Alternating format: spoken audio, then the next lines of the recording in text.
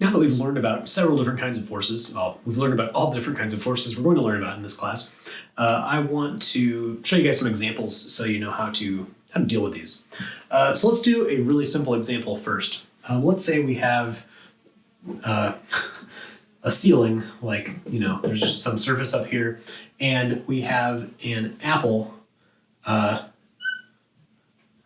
that is tied by a string to the ceiling. I was eating an apple like a minute ago, which is why this came to mind. So let's say this is a 300 gram apple, and it is hanging motionless. And we want to know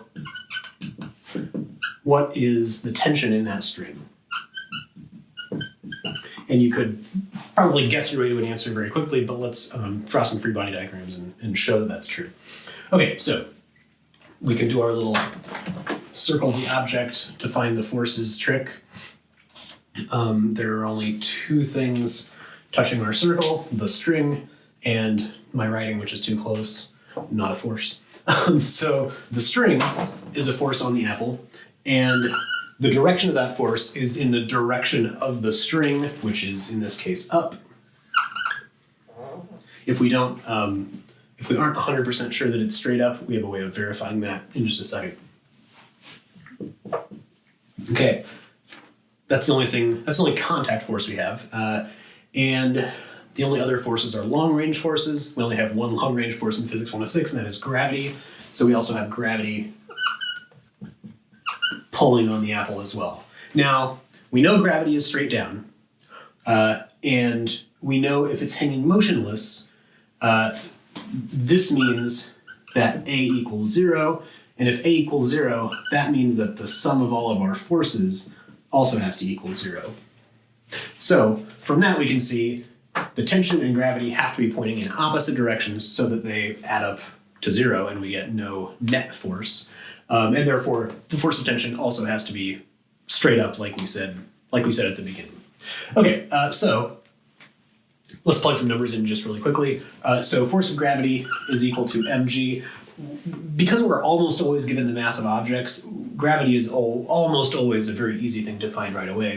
So the mass in kilograms is 0.3 times 9.8. This is going to give us a force of 2.94 newtons. And like we said, because these two have to add up to 0, and they're in opposite directions, the tension also has to be 2.94 newtons. So, like I said in one of the previous lectures, we don't have an equation for how big tension is, but we always know enough in the problem to figure out what it has to be to keep things from stretching the string, right? So if the apple's hanging motionless, we know these two have to balance out, and that tells us how big the force of tension is. All right, let's move on to a more complicated example. And we'll do another tension one just to keep on the same path. So let's say we have a train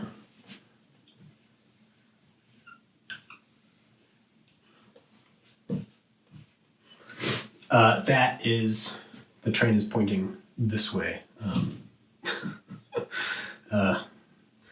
Okay. I have friends and relatives that would be disappointed at how lousy this train drawing is.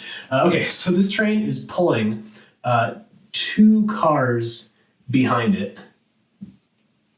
I guess we only need 2 wheels on each one. And each of these cars has a mass of 4,000 kilograms. And our train also has a mass of 4,000 kilograms. And between the cars, normally between train cars there are big metal couplers. This one has been designed poorly, and these are actually pieces of rope. And this piece has tension. We're gonna call that FT1. Actually, let's just call it F1. I'm not gonna write the T's in. So this tension is F1. There's another rope here that has tension F2. F2. These are not necessarily the same. We will find out if those tensions are the same or not. So here's the question. If our train accelerates forward at 0.1 meters per second squared, what are the tensions in the ropes? Okay, so we want to figure out these tensions. We have an acceleration and we have some objects with masses. We'll probably want to draw at least one free body diagram. So let's go ahead and do that. So let's label this car A and this car B so that we can refer to these. So if I draw a free body diagram for car A, what forces does it have on it? Well, implicitly there's like some tracks here that these are on. So we have gravity pulling it down and we have the normal force pushing it up. And we're assuming there's no friction here. We're not told anything about friction, so sorry about that. I should have put it in the beginning. We'll say there is no friction. Unfortunately, in real life, trains don't work without friction because the wheels need to like grab the rails. Anyway, but we're gonna say there aren't any friction forces on cars A or B. Okay, so car A has a rope attached to the right side. If we draw our little circle around it, right? Oops, I guess we should go on the rails there. So it's touching at the ground, that's our normal force, and it has two ropes connected to it on the left and on the right. So on the right, it's feeling this tension F1 to the right. Remember, the rope is pulling it in that direction. And on the left is feeling a tension F2. Okay, so in the y direction, normal force and gravity, these are canceling out. This is not accelerating up or down. The y direction is pretty boring, and for the rest of the problem, we can pretty much ignore the normal force and gravity. It's all about F1 and F2, but we'll leave them up just for completeness' sake. All right, car B has a similar looking free body diagram. It also feels gravity down and normal force up. But it only has one rope attached to it. It has a rope attached to it on the right. And that is our tension F2, pulling car B to the right. Okay, so now we actually do have enough to solve this problem. So if we look at our forces in the x direction on these cars, let's look at car B first. So the sum of the x forces on car B, there is only one. That is equal to F2. And that has to equal to MA, right? The x acceleration of car 2. Now, if this train, if the locomotive is accelerating forward at 0.1 meters per second squared, and these strings are not stretching, these ropes are not stretching because ropes in this class cannot stretch, then these cars are also accelerating forward at that same rate. This whole thing is, staying the same size and accelerating to the right. So this is equal to m, the mass of car B, which is 4,000, times our acceleration, which was 0.1 meters per second squared. So this is going to give us a force of 400 newtons. And that is it. This is tension 2.